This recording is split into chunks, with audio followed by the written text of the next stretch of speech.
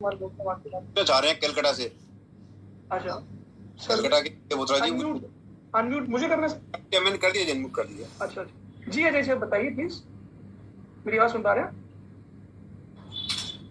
अजय जी बोलिए, आपने अनम्यूट कर दिया था अभी। नमस्ते सर। नमस्कार नमस्कार। अब जैसे मैंने सपोज करिए 1000 में माल खरीदा, मैं व्यापारी हूँ, 1100 में माल बेचा, ठीक है, तो 100 रुपया का मेरे को टैक्स भरना है, मेरे को मालूम है। ठीक बात है सर। लेकिन मेरी परचेज जो होती जा रही है उसके कारण इनपुट स्टोर है, ठीक है, और मैं चाहता हूँ कि मेरे पास बाद में, जैसे आपने बताया ना लास्ट में तो कैश भरना ही है आपको, तो मैं चाहता हूँ कि थोड़ी थोड़ी मैं कैश भरता रहूं, जो बाद में मेरे पे लाइबिलिटी की बोझा नहीं पड़े। तो डिपार्टमेंट इस पर मेरे पे डाउट नहीं करेगा कि इससे इनपुट बाकी है तो भी पेमेंट दे रहा है, इतना शरीफ कहाँ से आ गया ये आदमी? सर बिल्कुल डाउट करेगा, क्योंकि ये जैसे मैंने अपनी प्रेजेंटेशन की स्टार्टिंग में आपको बताया कि ये जो पैरामीटर्स है, मैं आपकी क्वेरी पर रिपीट करता हूँ, आप कंफर्म कीजिएगा प्लीज। पहला आपने बिल्कुल बोला कि मैं डीलर हूँ, 1000 रुपए का माल खरीदता हूँ, 1100 में बेचता हूँ, 100 रुपए मेरा मार्जिन है, 100 रुपए में मुझे कैश पे करना है, और 100 रुपए में मुझे फ्लेक्सिबल 18% का आइटम है, मुझे 18 रुपए टैक्स पे करना है।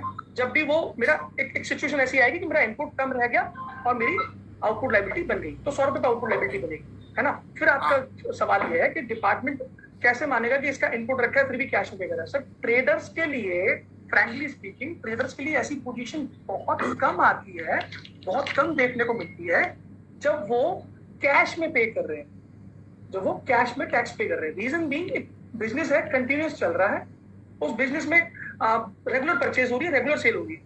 अगर हम होलसेलर्स की बात करें, होलसेलर्स का सर क्वांटम जो होता है, वॉल्यूम गेम होता है होलसेलर का, वो बल्क परचेज करते हैं, बल्क सेल करते हैं, और प्रॉफिट मतलब 0.5, 0.4, 1% बहुत मैक्सिमम इसी मार्जिन में प्ले करते हैं। तो कई बार ऐसे भी क्लाइंट्स हैं हमारे कि जिन्होंने 3 साल तक कोई टैक्स ही नहीं पे किया, बट जब चौथे साल के पहले महीने में लाइबिलिटी बनी तो पता लगा 10 लाख की लाइबिलिटी बनी, सारा ट्रांसफर। तो वो एक पैरामीटर है, उससे हमें डरने की कोई जरूरत नहीं है, वो एक पैरामीटर है। डिपार्टमेंट ऑडिट हमें भेजेगा, नोटिस अगर भेजेगा तो हमारी प्रॉपर। मैं तो मैं तो चाहता हूँ कि जैसे थोड़ा जैसे ये नियम आया ना 50 लाख वाला पर 1% वाला, वैसे वैसे थोड़ा थोड़ा मेरे से लेते रहे, तो बाद में किस दिन सपोज करो जिस दिन देने की लाइबिलिटी है उस दिन मेरी पोजीशन नहीं हुई तो मैं तो फंस गया ना। मैं तो धीरे धीरे अपनी मस्ती से रहना चाहता हूँ। नहीं सर, बिल्कुल बिल्कुल आपकी बात ठीक है।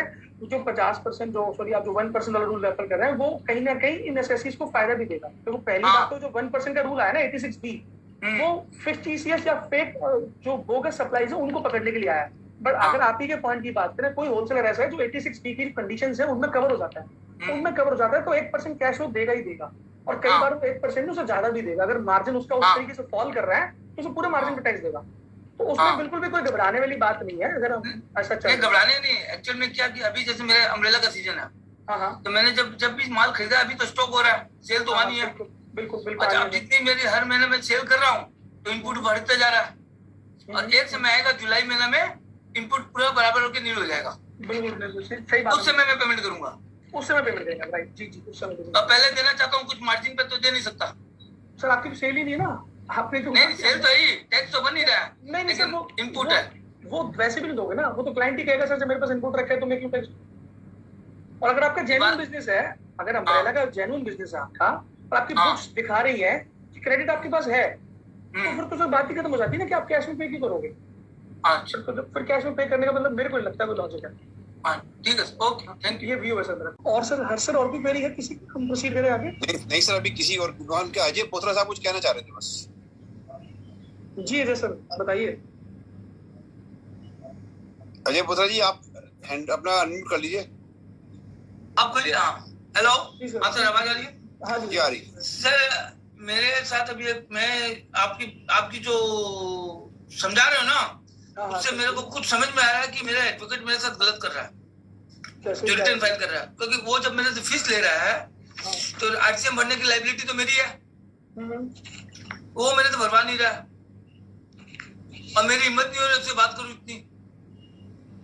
बोलता मैं तो आपको मतलब सजेशन की फीस ले रहा हूँ, ऐसा कुछ बता के मेरे को ओवरलुक करके छोड़ दे रहा है। आपका किस चीज का बिजनेस है सर, प्लीज बताइए। मेरा अम्ब्रेला का बिजनेस है। हाँ, तो जो मैं वकील को जो फीस देता हूँ, तो इसका आप जो क्लास दे रहे हो उसको मेरे को ये सीखने मिला कि जो भी मैं खर्चा का मतलब अनरजिस्टर्ड खर्चा कर रहा हूँ, उसके आरसीएम भर के अपने रिलैक्स में रहूं। ठीक है सर आप तो जो भी फीस दे रहे हैं आपकी बुक्स में वो प्रॉपर अकाउंट फॉर है या कैश में दे रहे हैं? मतलब नहीं, चेक से दे रहा हूँ। चेक से दे रहे हैं। सबसे पहली चीज सर, इसमें एक चीज बहुत थिन लाइन डिफरेंस है। एडवोकेट्स को दी हुई लीगल सर्विसेज की फीस पर आरसीएम है, ये एक रूल है। वो रिटर्न करते हैं सब, मेरा वो रिटर्न करते हैं, ठीक है।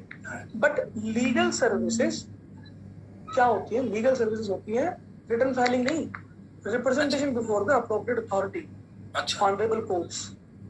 अगर आप लीगल सर्विस की डेफिनेशन जीएसटी एक्ट में जाते मेरे को ज्ञान है नहीं है, बट अर्स्टवाइल सर्विसेज का प्रॉपर डिमार्केशन का डेफिनेशन दे रखी थी लीगल सर्विसेज के नाम पे। आप अगर खाली रिटर्न फाइलिंग और रिटर्नशिप फीस दे रहे हैं अपने ऑडिटर को, तो आप आरसीएम ना दें, चलेगा। बट ये एक अग्रेसिव अप्रोच है, अगर आप जो भी 5-10 हजार उन्हें देते हैं या 15,000, जो भी एक्स अमाउंट आप देते हैं, उस पर आप आरसीएम जमा करा दें। कंजर्वेटिव अप्रोच ये है सर। कंजर्वेटिव से मतलब ये अच्छी अप्रोच ये रहेगी, आप आरसीएम भले जमा करा दें, कैश में बहुत ज्यादा कोई उसमें खर्चा नहीं आएगा, क्योंकि आरसीएम जमा कराते ही आपको इनपुट उसका मिल जाएगा। वो बेनिफिट मिल जाएगा। मेरा जो टैक्स भरना बराबर है। तो उस लड़ाई के लिए आप तैयारी मत करो अपने आप को। आपको बाद में ये डिफाइंड करना पड़े कि भैया नहीं तो मैं तो लीगल सर्विस ले रहा था, लिटिगेशन सर्विस थोड़ी है ये, मैं वो नहीं ले रहा था। उसके लिए आप ना जाओ। बेहतर है लॉयर वकीलों को जो भी आप पैसा दे उस पर आरसीएम जमा करें। आरसीएम जमा कराने के सीधा अपना आरसीएम बैठ लें और अपना घर पक्का बात करें। ठीक है, यही करूंगा, अब यही करूंगा सर। ठीक है सर, ठीक है। और कोई क्वेरी? और किसी कोई सवाल हो? सर अजय कुमार बोधरा जी का है। जी अजय बोधरा जी। जी सर, अजय सर प्लीज बताएं। अजय भाई अनम्यूट कर लीजिए अपने आप को। हाँ सर, आ रही आवाज? हाँ जी, अच्छा सर, अभी जैसे सर ने क्वेश्चन पूछ लिया था तो मेरे को भी थोड़ा क्लियर करना था। जैसे सरकारी टैक्स हम लोग जैसे यहाँ पश्चिम बंगाल में प्रोफेशनल टैक्स भरते हैं, तो मैं सरकारी टैक्स जमा दे रहा हूँ मैं तो क्या उस पर भी मेरे को करना पड़ेगा आरसीएम का फॉर्मेट? मैं सर वो ना ये सारी एक ही एंट्री में शायद एंट्री नंबर 5 या 6 है, मुझे एक बार देखना पड़ेगा ये स्पेसिफिकली। मैं देखने के बाद इस पीपीटी के साथ मेल में उसका आंसर लिखूंगा। जहां तक है मेरा हम्बल व्यू है, जो लॉजिकली कहती है चीज कि कोई भी सरकारी पेमेंट जो कि एक नॉमिनल अमाउंट होती है, चाहे वो म्युनिसिपल टैक्स हो, प्रोफेशनल फीस हो, जो कुछ स्टेट्स में लगता है, चाहे पॉल्यूशन की फीस हो, उस पर मुझे लगता नहीं आरसीएम देना पड़ेगा। वो शायद सर्विस एग्जाम होनी चाहिए। बाकी एक बार देख के मैं बताऊंगा, मैं उस पर मेल में डाल दूंगा इसका आंसर ना। मुझे लगता है उसमें आरसीएम होगा। ठीक है सर। एक का क्वेश्चन जैसे आपने अभी क्लास दी उसमें समझाया था, इस साल का जो बैलेंस बचा हुआ है इनपुट क्लेम नेक्स्ट ईयर में ले रहे हो, तो मेरा प्रश्न है जैसे मैंने 20-21 में बिजनेस किया तो मेरा बैलेंस बच गया 30,000 रुपया सपोज करिए, और 21-22 में वापस 8,000 रुपया, तो उसका मतलब वो लिंक उसका मेरे ख्याल से कोई लिंकअप नहीं होना चाहिए। नहीं सर, उसका लिंकअप नहीं होना चाहिए। नहीं ना, सेल है, अलग अलग परचेज है, उसका जो भी बैलेंस बच सकता है वो कुछ भी बच सकता है। Might it be positive side, might it be negative side, might be cash payment, might be credit payment, उसका कोई लिंकअप नहीं है, उससे कोई प्रॉब्लम नहीं है। वो मैंने खाली इसलिए बताया था आपको। तो सर बन सकता है, कोई टेंशन नहीं एक्चुअल की। अच्छा, एक क्वेश्चन और था।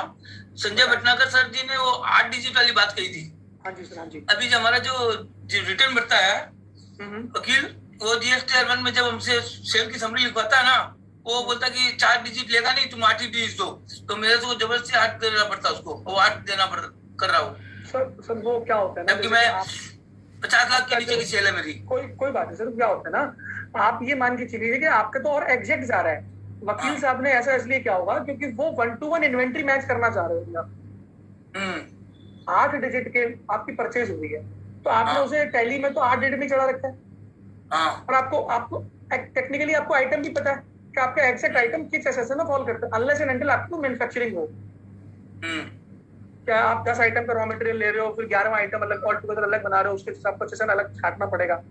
तो अगर मांग रहे हैं कंसल्टेंट आपके वकील साहब, तो आप बिल्कुल दे सकते हो। और वो एक बेहतर रिपोर्टिंग है, एक और बेहतर रिपोर्टिंग है, वो कर लेनी चाहिए। अगर आपकी हो रही है तो आपके फेवर में है, मतलब उसमें कोई कुछ भी ऐसी इनफेवरेबल चीज नहीं है कि आपको। और सर एक बार की मेहनत है सर, एक बार आपकी जितनी भी 4-5-5-6 कमोडिटी 10 कमोडिटी अगर है, तो उसमें आपने एक बार निकाल लिया तो आगे उसमें है। तो ऐसा तो है नहीं कि आपका रोज एक आइटम बढ़ जाएगा, ट्रेड का या एक आइटम घट जाएगा, कर लेना चाहिए। नहीं, मैं एकदम इसलिए अपने वकील साहब को बहुत रिस्पेक्ट करता हूँ, और आज आपने जो क्लास दी ना, ये बहुत मतलब मेरे को प्रेरणा मिली आज। धन्यवाद सर, धन्यवाद सर, धन्यवाद। सर आप जानते नहीं हैं, जितने भी हमारे जो वकील भाई हैं, जितने भी हमारे सीनियर्स हैं प्रोफेशन में, ये प्रोफेशन उन्हीं की देन है। एक्चुअली लीगल जो लिटिगेशन है वो लॉयर्स का ही एरिया है। चार्टर्ड अकाउंटेंट्स तो ऑडिट के लिए है सर, और जो चार्टर्ड अकाउंटेंट्स लिटिगेशन की, हाँ हो सकता है सर, सीएस को बहुत ट्रेनिंग आजकल इन्वॉल्व है, हो सकता है सर। तो सर आपका जो है क्या बहुत ही डीपली नॉलेज, एक एक पॉइंट को आपने बहुत स्पष्ट तरीके से समझाया और बहुत समझ में आया। हम आपको बस यही कहना है कि आप जीएसटी डिपार्टमेंट को जब भी क्लास लें तो उनको उलझा दें। सर मैं ईगरली उस चीज का वेट कर रहा हूँ कि वो मौका ऊपर वाला के आशीर्वाद से, आप लोगों के आशीर्वाद से मुझे मिले कि जीएसटी डिपार्टमेंट को मौका मैं वहां कोई प्रेजेंटेशन दे पाऊँ। अभी मैं नहीं पहुंचा हूँ वहां तक, तो बिल्कुल उलझाने की कोशिश रहेगी सर। वो हमें उलझाते हैं, उन्हें उलझाने की। तो हम तो आपको यही आग्रह करना चाहते सर कि उनको उलझा दें अपनी बातों में और हमें निकलने का रास्ता बताएं सर।